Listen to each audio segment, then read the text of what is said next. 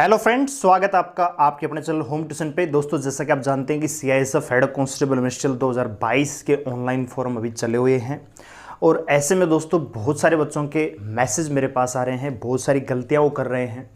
तो मैं यहाँ पे इस वीडियो में आपको बताने वाला हूँ कि कौन कौन सी गलतियाँ आपको नहीं करनी चाहिए फॉर्म भरते समय, कौन कौन सी सावधानी आपको बरतनी चाहिए ताकि भविष्य में आपको आपकी उम्मीदवारी रद्द ना की जाए और फॉर्म है वो रिजेक्ट ना हो। दोस्तों, आपको ये पता होना चाहिए कि 2019 वाले जो कैंडिडेट थे जिन्होंने फिजिकल पास किया था, उनके भी कुछ के फॉर्म बाद में रिजेक्ट हुए किन्हीं कारणों की वजह से। तो इन सभी चीज़ों पर हम बात करेंगे, इसलिए वीडियो को ध्यान से और पूरा देखिए। दोस्तों, वीडियो पर जाने से पहले मैं आपको छोटी सी इन्फॉर्मेशन देना चाहूँगा। अगर आप सीआईएसएफ फायरमैन की तैयारी कर रहे हैं, जैसा कि आप जानते हैं कि 10 अक्टूबर को फायरमैन के फिजिकल ख़त्म हो रहे हैं, और अगर आप दिल्ली पुलिस और एसएससी जीडी के लिए तैयारी करना चाहते हैं हमारे ऑफलाइन एकेडमी में, तो दोस्तों गारंटी बैच यहाँ पे स्टार्ट हो रहे हैं। दोस्तों, सिलेक्शन नहीं तो फीस नहीं। जी हाँ दोस्तों, अगर आप में से कोई भी बच्चा हमारे साथ जुड़कर तैयारी करना चाहता, अभी इसके हमने इंक्वायरी लेनी स्टार्ट नहीं की है क्योंकि दिवाली है, तो दिवाली पे फिर बच्चे घर पे जाएंगे, तो हम दीपावली के बाद ही आपको यहाँ पे आना चाहिए। लेकिन फिर भी अगर आपको इंक्वायरी लेनी है तो आप 89 010 28 158 पे में व्हाट्सएप कर सकते हैं दोस्तों, ठीक है। दिल्ली पुलिस सिलेक्शन यहाँ पे जो बच्चा आएगा सिलेक्शन लेकर ही जाएगा दोस्तों, ठीक है। चाहे वो दिल्ली पुलिस कांस्टेबल का हो, जीडी का हो या फिर फायरमैन का हो। तो अगर आप में से कोई भी बच्चा हमारे साथ जुड़कर तैयारी करना चाहता है ऑफलाइन, इवन अगर आप हेड कांस्टेबल मिनिस्ट्रियल के भी हैं 2022 के भी, तो बिल्कुल जेन्युइन फीस में हम ऑफलाइन तैयारी आपको करवा रहे हैं। आप निश्चिंत रूप से हमारे साथ जुड़ सकते हैं, ठीक है। चलिए दोस्तों, अब बात कर लेते हैं फोरम की। दोस्तों, तो फोरम में जो ध्यान देने वाली बातें हैं वो कौन कौन सी हैं, जरा ध्यान से देखिए। सबसे पहले मैं बात करूंगा दोस्तों, सबसे पहले मैं बात करूंगा जो सर्टिफिकेट है उनकी, सर्टिफिकेट। सबसे पहले मैं बात करूंगा दोस्तों सर्टिफिकेट की। जैसे मान लीजिए कोई बच्चा ऐसा है जो ओबीसी से अप्लाई कर रहा है या एससी से अप्लाई कर रहा है या एसटी से अप्लाई कर रहा है, तो यहां पे दोस्तों जो आपकी सर्टिफिकेट हैं दोस्तों, ये होनी चाहिए सेंट्रल। कौन सी होनी चाहिए दोस्तों? सेंट्रल। अब वहां पे क्या होता है कि डॉक्यूमेंट वेरिफिकेशन के टाइम पर आपको बोलते हैं कि भैया सेंट्रल है आपके पास, नहीं है तो बनवाइए, नहीं है तो ये करिए। वहां पे आपको प्रॉब्लम का फेस ना करना पड़े, इसलिए आपके पास ओबीसी एससी एसटी आपकी सेंट्रल की सर्टिफिकेट होनी चाहिए दोस्तों।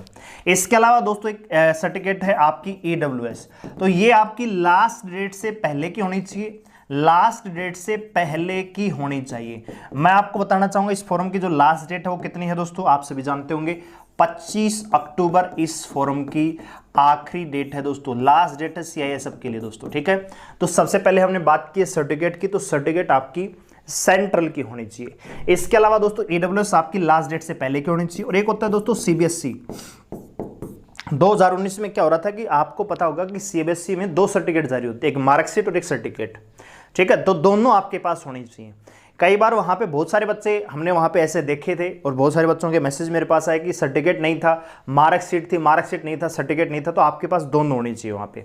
अगर नहीं है तो बोर्ड में जाके अपनी ले लीजिए दोस्तों, ठीक है। बहुत सारे बच्चों के पास एक ही मिलती है, तो वहाँ पे आपको प्रॉब्लम का फेस करना पड़ सकता है, वहाँ पे मंगवाई जा सकती है, ठीक है। तो ये तो रही जी बात आपके सर्टिफिकेट की, ठीक है दोस्तों।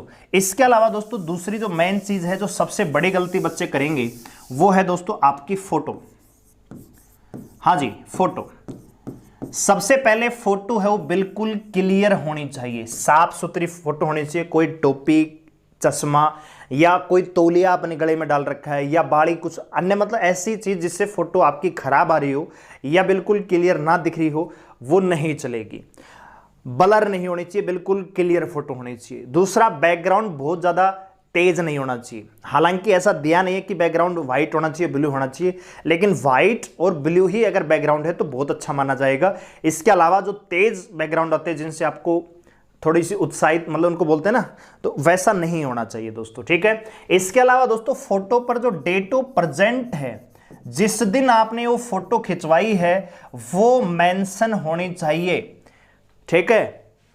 और दूसरा दोस्तों, जब आप फॉर्म भरेंगे तो इसमें आपको एक ऑप्शन मिलेगा कि भैया फोटो पर आपने डेट लिखी है क्या, तो आपको यहां पे यस पे क्लिक करना है।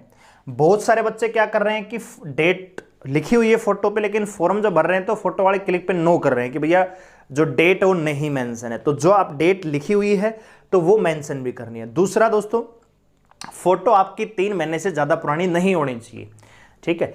कोशिश ये 30 रुपए में 6-7 फोटो बन जाती है। नई फोटो बनवा के लेटेस्ट आप अपलोड करेंगे तो बढ़िया रहेगा, वो आगे भी फोटो आपकी काम आती हैं। कई बच्चे क्या करते हैं 2 साल पुरानी फोटो उसी पे, आजकल क्या है फोटोशॉप से उस पर डेट ऑफ प्रेजेंट लिखी जाती है, वही अपलोड कर देते हैं।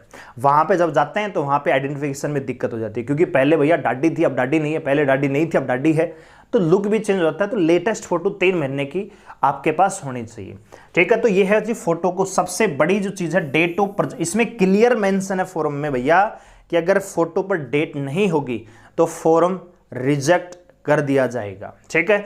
इसके अलावा दोस्तों दूसरी जो गलती कर रहे हैं सिग्नेचर, हाँ जी सिग्नेचर जो आपके डॉक्यूमेंट्स में है वही होनी चाहिए। मान लीजिए 10वीं की क्लास में, 12वीं क्लास में, या और जो आप फॉर्म भरते हैं बैंक की पासबुक है उसमें जो सिग्नेचर है वही होना चाहिए, जो आपका ओरिजिनल सिग्नेचर है वही होना चाहिए। ऐसा नहीं होना चाहिए कि भैया यहाँ तो चलते चलते मार दिया वहां पे कुछ हो रहा है, तो बहुत बड़ी प्रॉब्लम हो जाएगी दोस्तों, ठीक है। इसके अलावा जो मेन चीज है दोस्तों, एक और इंपॉर्टेंट चीज मैं यहाँ पे बताना चाहूंगा, वो है भैया आपकी ईमेल आईडी, ठीक है। ईमेल आईडी और फोन नंबर।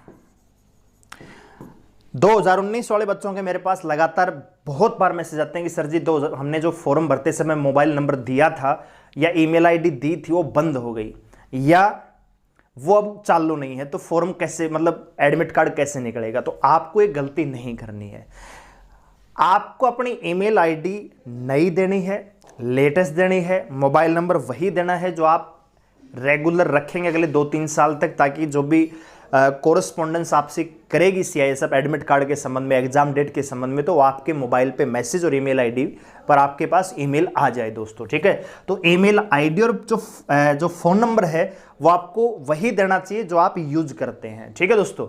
क्योंकि यहां से बहुत बड़ा फायदा मिलता है दोस्तों। मान लीजिए कल को आपका एडमिट कार्ड निकालने में कोई दिक्कत आ रही है तो आप अपनी ईमेल आईडी को चेक करके रजिस्ट्रेशन नंबर पासवर्ड वहां से चेक कर सकते हैं, या आप मोबाइल नंबर से आप डायरेक्ट सीआईएसएफ की साइट से अपने रजिस्ट्रेशन आईडी और पासवर्ड मंगवा सकते हैं, तो आप वहां से एडमिट कार्ड निकाल सकते हैं। तो ये यहाँ पे आपको मोस्ट इंपॉर्टेंट चीज है। इसके अलावा दोस्तों जो ध्यान देने वाली बात है वो ये है कि भैया बहुत सारे बच्चे क्या करते हैं, अपने जो डॉक्यूमेंट्स है ना साइबर कैफे वाले को दिखाएंगे कि ले भाई तू मेरा फॉर्म भर देना। भैया फॉर्म आपको खुद बैठ के वहां पे पूरी जिम्मेदारी के साथ भरवाना चाहिए, क्योंकि जरा सी गलती, किसी का नाम गलत भर दिया, फादर का सरनेम गलत हो गया, माता का नाम कुछ और लिख दिया, आधार कार्ड नंबर गलत हो गया, तो बहुत सारी प्रॉब्लम्स हो सकती हैं। क्योंकि आजकल क्या है कि सकता ही जाता है डॉक्यूमेंट वेरिफिकेशन में, ठीक है। छोटी सी गलती आपको बाहर कर सकती है दोस्तों, इसलिए फॉर्म अपना खुद बैठ के आराम से वहां पे भरवाइए तसल्ली के साथ, ठीक है। अच्छा जी, तो ये वो गलतियां हैं, अगर आप वो करेंगे तो भैया फॉर्म आपका रिजेक्ट हो जाएगा। इसके अलावा दोस्तों आप जब फॉर्म भरते हैं तो फॉर्म भरने के बाद एक प्रिंट आउट जरूर निकलवा लें, ठीक है। प्रिंट आउट निकलवा के आराम से उसको ऐसी जगह रखें ताकि कल को जो आप ढूंढो एडमिट कार्ड जब आए, एग्जाम डेट आए, तो आपको मिल जाए, ठीक है। बहुत सारे बच्चों के पास प्रिंट आउट नहीं होता है, सर जी मेरे पास तो प्रिंट आउट भी नहीं है, मेरा मोबाइल नंबर भी बंद है, मेरी ईमेल आईडी भी नहीं चल रही है, तो भैया फिर एडमिट कार्ड कैसे निकलेगा। इसलिए मोबाइल नंबर, ईमेल आईडी और प्रिंट आउट निकलवाना बहुत ज़्यादा ज़रूरी है दोस्तों, ठीक है। और फोटो पे डेट ऑफ प्रेजेंट होना ज़रूरी है, ठीक है। तो उम्मीद करूंगा इन्फॉर्मेशन आपको पसंद आई होगी। वीडियो को लाइक करें, शेयर करें, चैनल को सब्सक्राइब कर हमारे साथ जुड़े रहने के लिए। इसके अलावा दोस्तों अगर आप सीआईएसएफ की तैयारी करना चाहते हैं, फायरमैन की तैयारी करना चाहते हैं, या डिप्टी कांस्टेबल या एसएससी जीडी की तैयारी करना चाहते हैं, तो आप हमारे ऑफलाइन एकेडमी को ज्वाइन कर सकते हैं दोस्तों, ठीक है। हरियाणा में हमारी एकेडमी है। टारगेट बैच सीआईएसएफ और दिल्ली पुलिस के स्टार्ट हो चुके हैं। आप में से कोई बच्चा इंटरेस्टेड है तो मैं इन नंबरों पे 89 010 28 158 94 681 62 061 इन पे मैं व्हाट्सएप कर सकता है, हम आपको कॉल बैक करेंगे। Fees, location, terms and condition आपको बता दी जाएंगी। अगर आप में से कोई बच्चा इंटरेस्टेड है तो अपने फैमिली से बात करें और जल्द से जल्द हमारी एकेडमी को ज्वाइन करें दोस्तों, ठीक है। Thank you.